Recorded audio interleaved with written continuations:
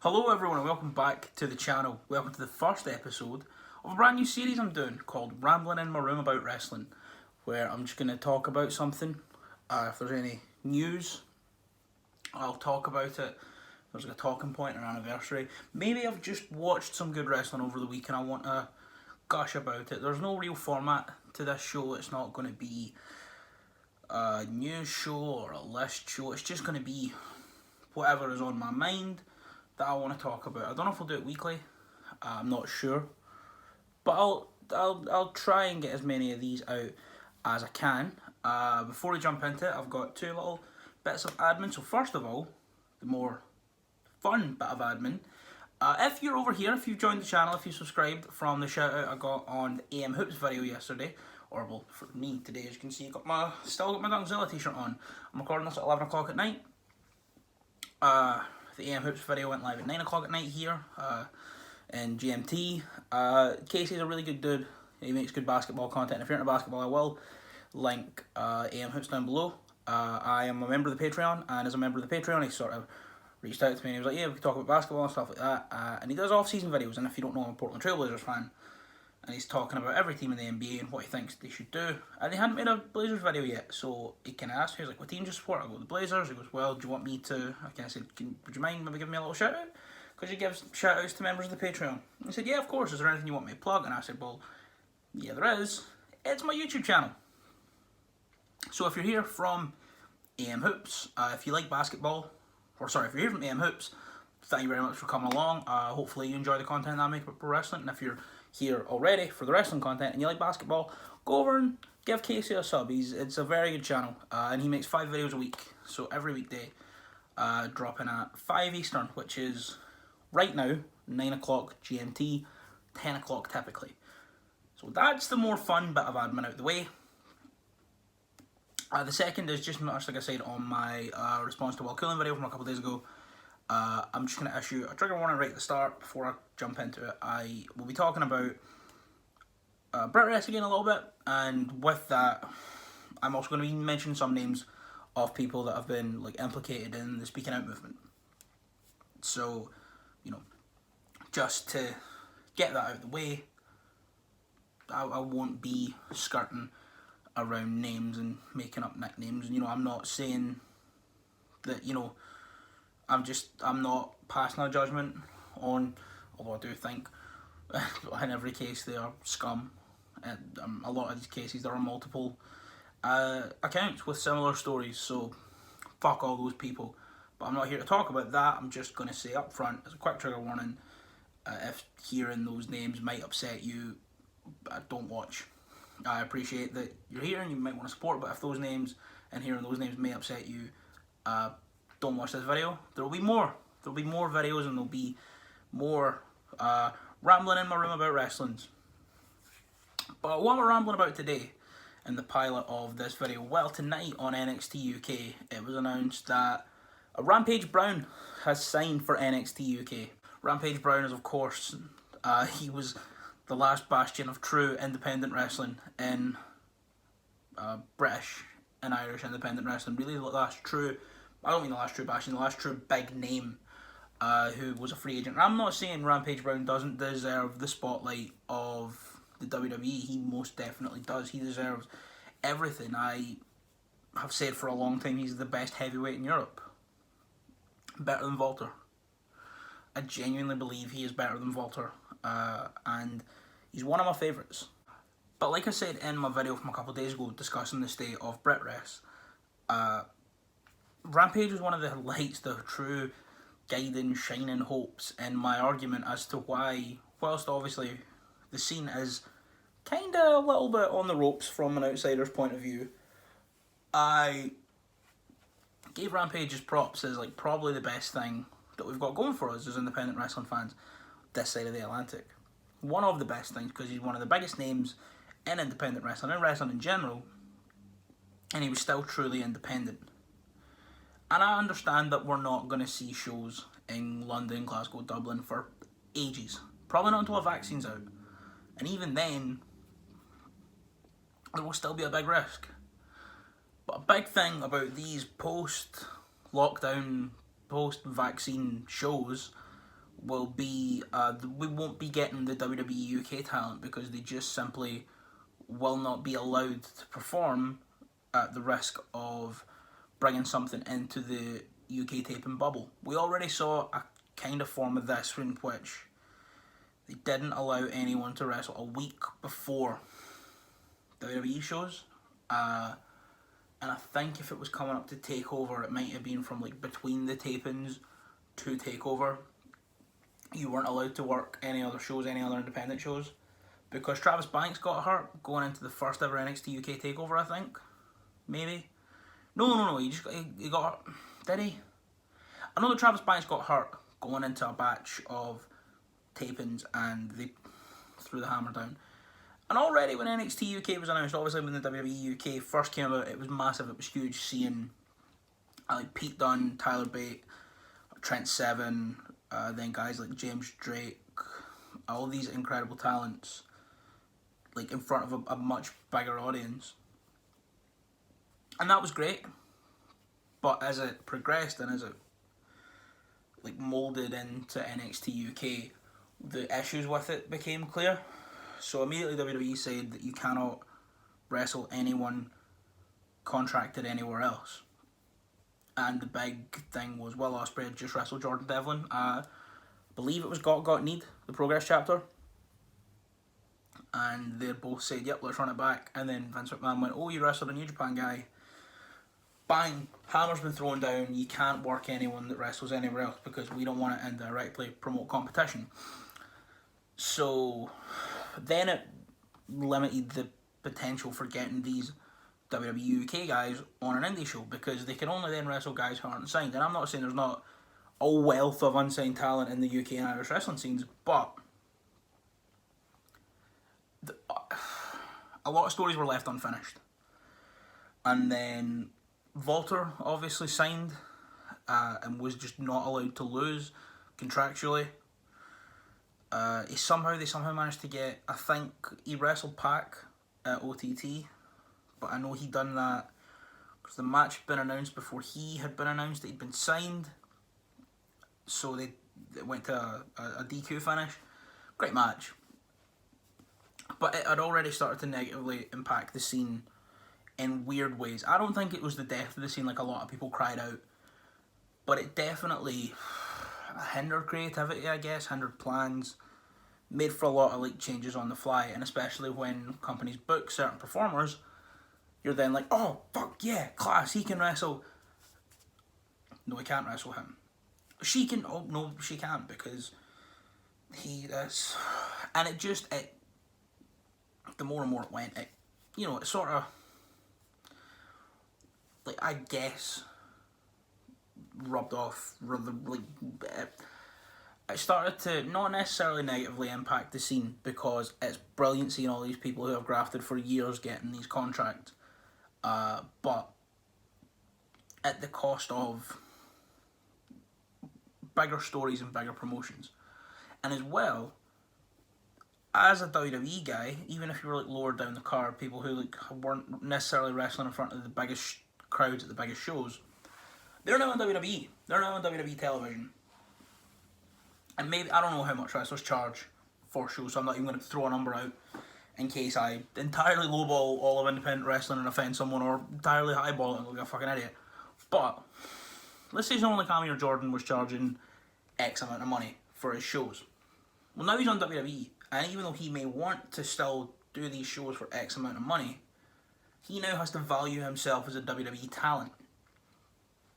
So his original fee more than likely shot up quite a bit, which meant a lot of like smaller promotions were less able to procure talent that they typically would because of their association with NXT UK. So that was another big problem about NXT UK. And I guess the final big problem is the product. And I'm not saying it's a bad product by any means. By all accounts on tonight's show, Ilya Dragunov and Walter had a match of the year candidate that didn't feel like a WWE produced match at all. All of Twitter said this feels like it could be in DubXDub or Progress. This feels like it could be like where we fell in love with both of these wrestlers. And that's cool. They've been having all like the British rounds matches, and I've watched a couple, and they've been really good. There's still some fantastic wrestling going on for sure. But why would I watch a show with Walter when I know what Walter can do, if that makes sense? NXT UK's Walter is totally different from Walter. And even though he wrestles, it's the same guy and they do the same moves, there's just something about the production of a WWE show that hinders the overall aura of Walter.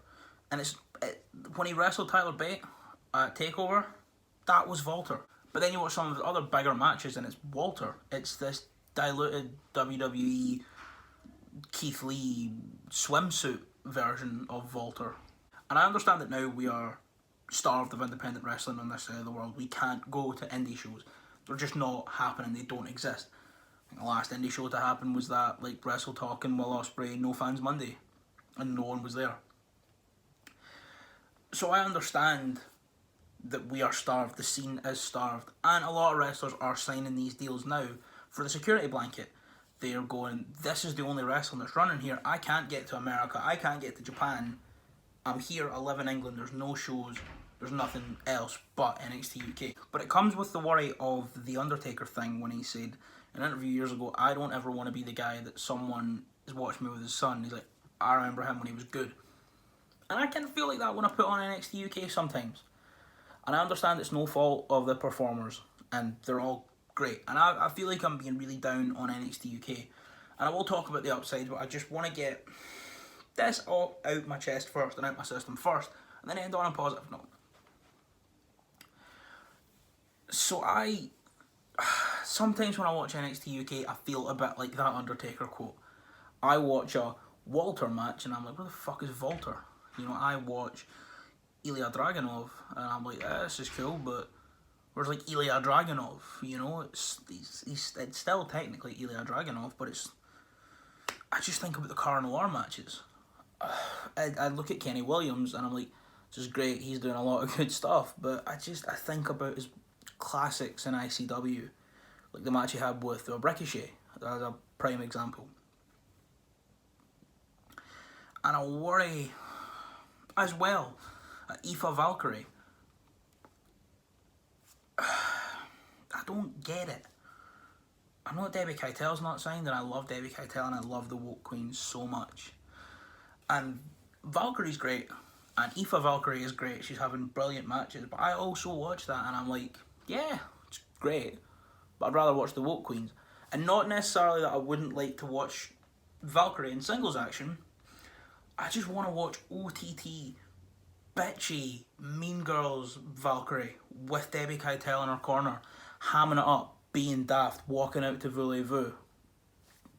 That's the Valkyrie that I want to watch, as opposed to her NXT UK cousin, I guess. So seeing Rampage signed, it really bummed me out, because when I was talking about the state of Brit Rest when it returns, I was like, well, I was thinking about the big, like, heavyweight, truly independent, like, main eventers. And 3 names came to mind, and it was Kyle Fletcher, Chris Ridgway, and Rampage Brown. And now we're down to Ridgway and Fletcher. And I love Chris Ridgway, and I love Kyle Fletcher. And when he comes back, Mark Davis as well. As you can see, wearing a Mark Davis shirt. Love him. But they don't have the name value that Rampage Brown does. And like, I'm not saying that wrestling fans in the UK don't know who they are, because people in England and Scotland and Ireland and Wales, just all this scene, the Brit Rest scene, the Scottish scene, the English scene, the Welsh scene, and the Irish scene, it's full of incredibly passionate, insane, like, fierce fans, like absolutely feral at times. So we all know who these people are. But Rampage Brown is undoubtedly a bigger name than both of them right now. And with the scene, which is going to be so hindered at first and like stripped back to its bare bones, losing the biggest name that we still had is a massive blow. I would definitely go to a show with Bridgeway and Fletcher in the main event, and a lot of people I know would. But there are some people out there that if they were like, oh, there's a wrestling show on down there, and they kind of vaguely know their indie wrestling, are definitely more likely to know Rampage Brown and go, Rampage Brown, he's class, isn't he? Right, let's go. One final thing to just get out my system before I go on and talk about the positives of NXT UK. I would like to read out the lineup for the first ever Super Strong Style 16. Now, right now, following everything that we know, there is now one person unsigned who has been released from their contract. But at the start of all this, before speaking out, there was also only one person unsigned, and it was not the person who is now unsigned. This is the lineup of the first ever Super Strong Style 16. Roderick Strong, Will Ospreay, Tommaso Ciampa, Eddie Dennis, Zach Gibson, Marty Scurll, Dave Mastiff, Jack Gallagher, Tommy End, El Ligero, Big Daddy Volter, Noam Dar, Rampage Brown, Big Damo, Mark Haskins, and Zack Sabre Jr. And that was such a big thing looking at that and going, every single one of these people is signed. How great is that for the scene? And then is WWE and NXT UK and just the fucking general just life-sucking crack of the past few years, pulling people from shows last minute and stuff like that. It then became so refreshing to see Rampage Brown still truly independent. And, it just made me a little bit upset, and I feel like I had to talk about it, get it out of my system. But now, to end the video, we'll talk about the good bits of NXT UK. First and foremost, it's brought a lot of interest to companies like Progress, ICW, OTT, even DubXDub over in Germany, because a lot of the NXT UK guys are like German standouts, like, or people who made it cut teeth over there, like Dragunov, Volter, all these people. So that's brilliant. Also, it's really good to see these people like Kenny Williams, Amir Jordan, now Rampage Brown, all these people who have spent so long like working and grinding finally get this chance to be shown in front of, you know, this massive audience that WWE has. Obviously, NXT UK doesn't do the biggest numbers. I don't hear a lot of people talking about it unless, you know, it's coming to a takeover or coming back with like the Heritage Tournament, stuff like that. But it's still got its fan base who watch it. And I do mean to watch it. But like I was saying, back to the negative stuff, I watch it. I had a little short-lived Squarespace website writing about wrestling at the end of last year. I think because I just wanted to improve my writing more than I did want to improve my presenting and start YouTube again properly. And I watched NXT UK every week, and I wrote about that for like a month. I watched TakeOver, and that was great. I watched a month before and a month after the TakeOver, and it was good. But then the more and more it gets into it, I'm like, oh, I just want to see Volter.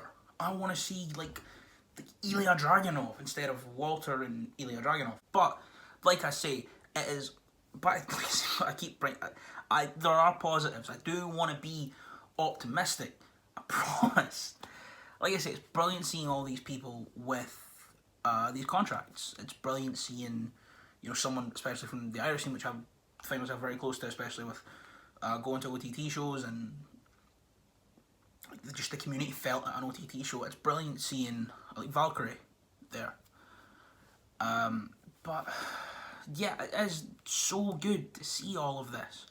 And as well, a few people definitely shined under it. A few people definitely took their character and their stock and raised it instead of raising their profile, but not doing a lot with their overall character, I guess.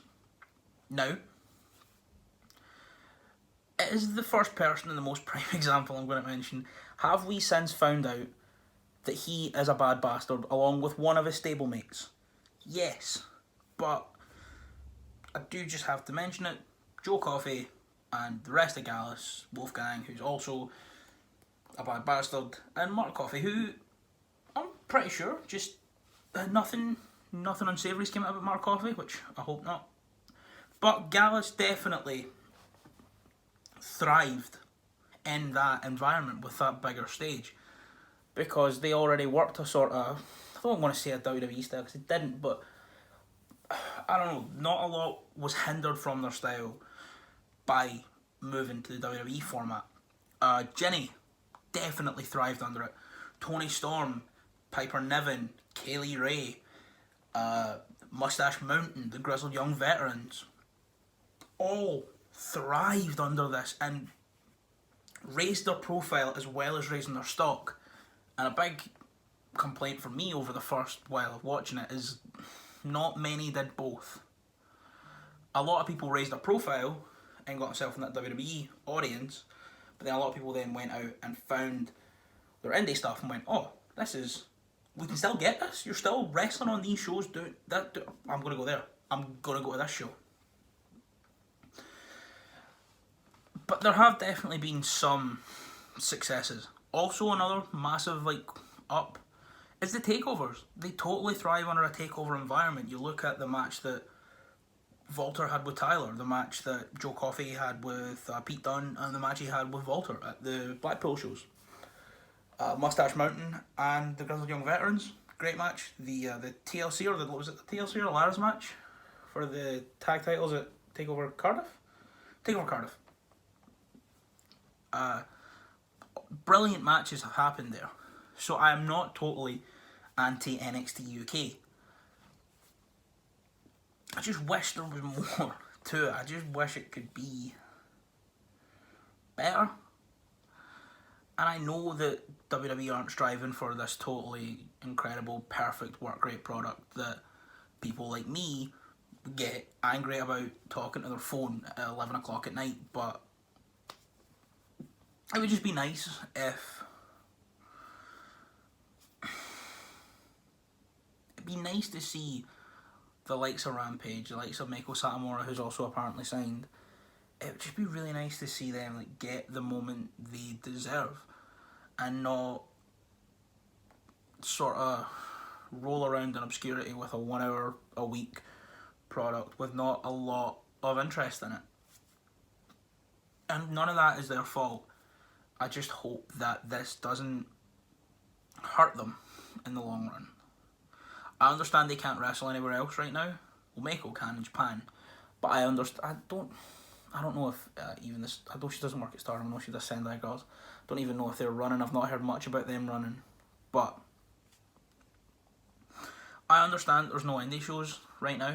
And I understand why Rampage would want to go is signing for the WWE, obviously.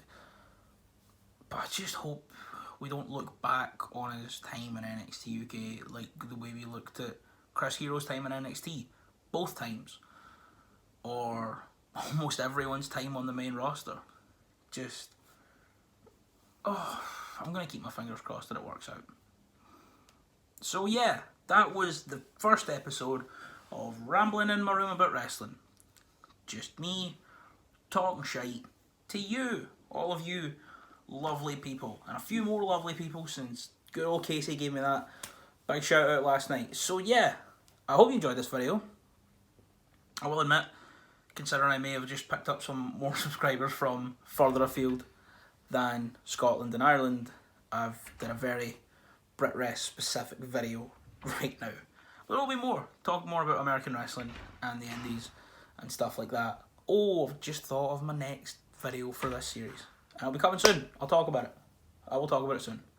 I hope you enjoyed the video. If you did, leave a like. Subscribe if you haven't. Comment with any other future video ideas that you want to see me ramble about. Share it to your friends. If you've got any friends who like wrestling, you might go, hey, look at this beardy man on the internet who talks about wrestling and he thinks he's good at it. Do you think I'm good at it? If you do, tell all your friends who like wrestling. Thank you very much for watching. I've been Jamie McFarlane. Massive shout out to Casey one more time before I go. Subscribe to AM Hoops. I will leave the link. And yeah, I will see you next time.